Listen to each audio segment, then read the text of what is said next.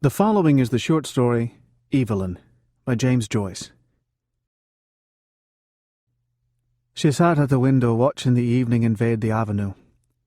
Her head was leaned against the window curtains, and in her nostrils was the odour of dusty cretonne. She was tired. Few people passed. The man out of the last house passed on his way home. She heard his footsteps clacking along the concrete pavement, and afterwards crunching on the cinder path before the new red houses. One time there used to be a field there, in which they used to play every evening with other people's children. Then a man from Belfast bought the field and built houses in it, not like their little brown houses, but bright brick houses with shining roofs. The children of the avenue used to play together in that field. The Devines, the Waters, the Dunns, little Kehoe the cripple, she and her brothers and sisters. Ernest, however, never played. He was too grown up.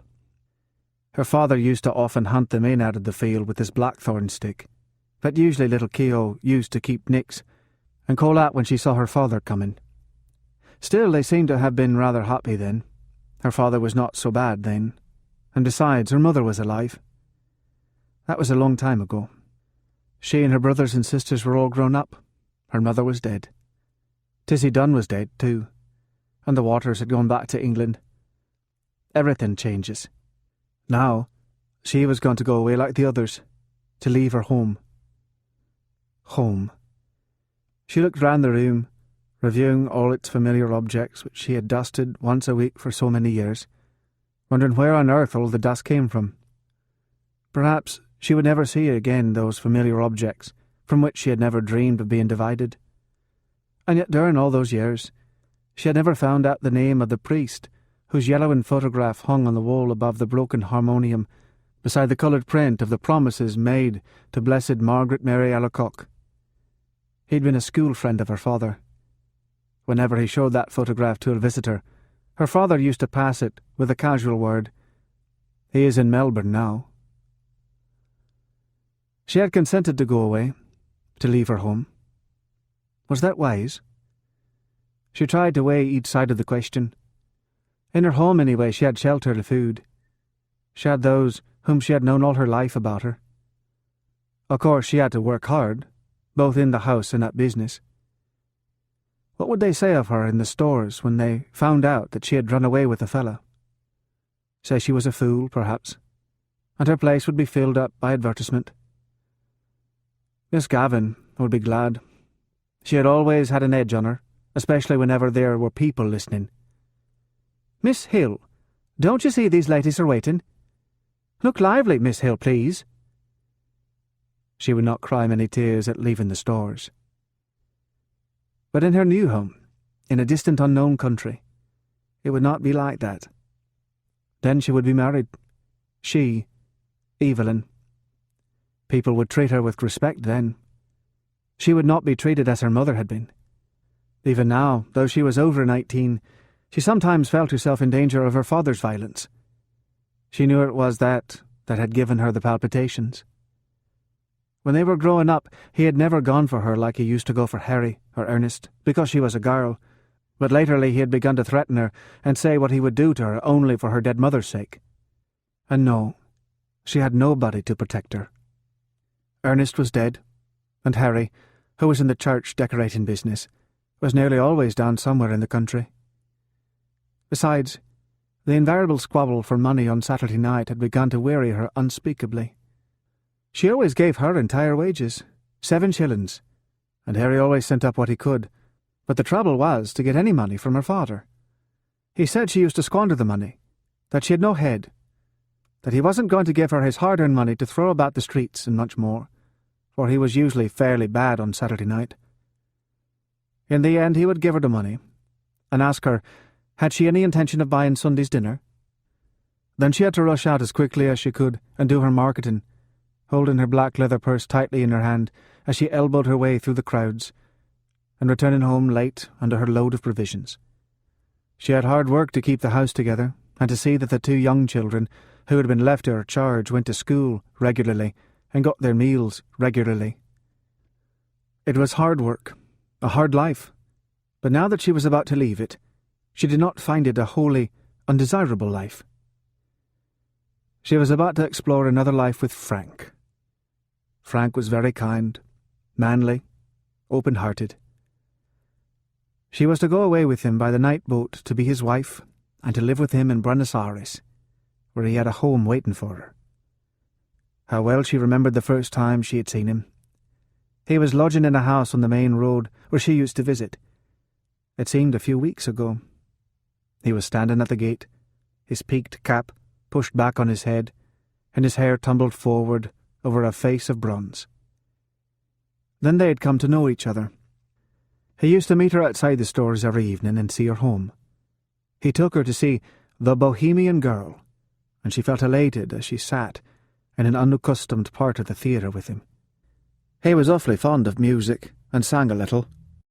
People knew that they were courting, and when he sang about the lass that loves a sailor, she always felt pleasantly confused. He used to call her Poppins out of fun. First of all, it had been an excitement for her to have a fella, and then she had begun to like him. He had tales of distant countries.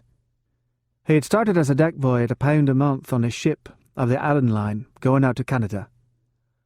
He told her the names of the ships he had been on and the names of the different services. He had sailed through the Straits of Magellan, and he told her stories of the terrible Patagonians. He had fallen on his feet in Buenos Aires, he said, and had come over to the old country just for a holiday. Of course, her father had found out the affair, and had forbidden her to have anything to say to him. "I know these sailor chaps," he said. One day he had quarrelled with Frank, and after that, she had to meet her lover secretly.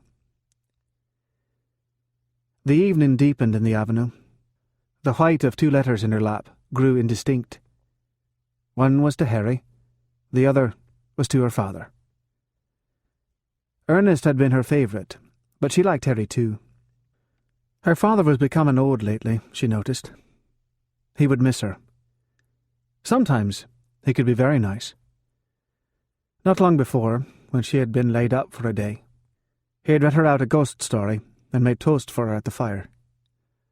Another day, when her mother was alive, they had all gone for a picnic to the Hill of Howth. She remembered her father putting on her mother's bonnet to make the children laugh.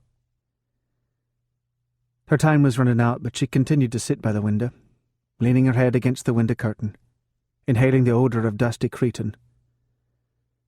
Down far in the avenue, she could hear a street organ playing. She knew the air strange that it should come that very night to remind her of the promise to her mother, her promise to keep the home together as long as she could. She remembered the last night of her mother's illness. She was again in the close dark room on the other side of the hall, and outside she heard a melancholy air of Italy. The organ player had been ordered to go away and given 6pence. She remembered her father strutting back into the sick room saying, "Damned Italians, coming over here."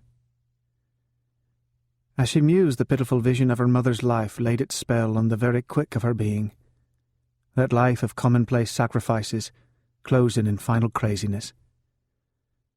She trembled as she heard her mother's voice saying constantly with foolish insistence, "Deveron, Seron! Deveron, Seron!" She stood up in a sudden impulse of terror. Escape! She must escape! Frank would save her. He would give her life, perhaps love too. But she wanted to live. Why should she be unhappy? She had a right to happiness.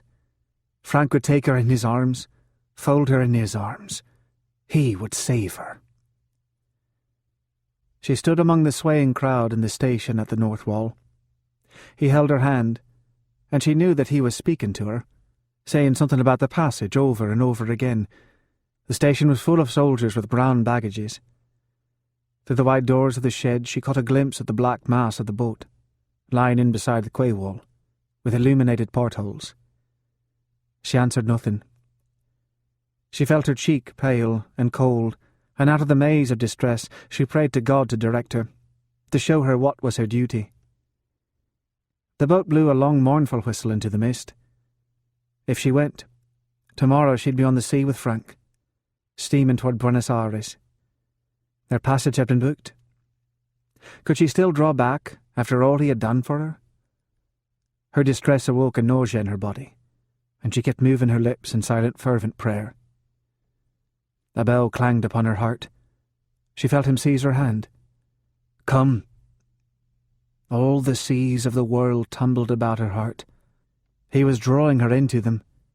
He would drown her. She gripped with both hands at the iron railing. "Come." No, no, no. It was impossible.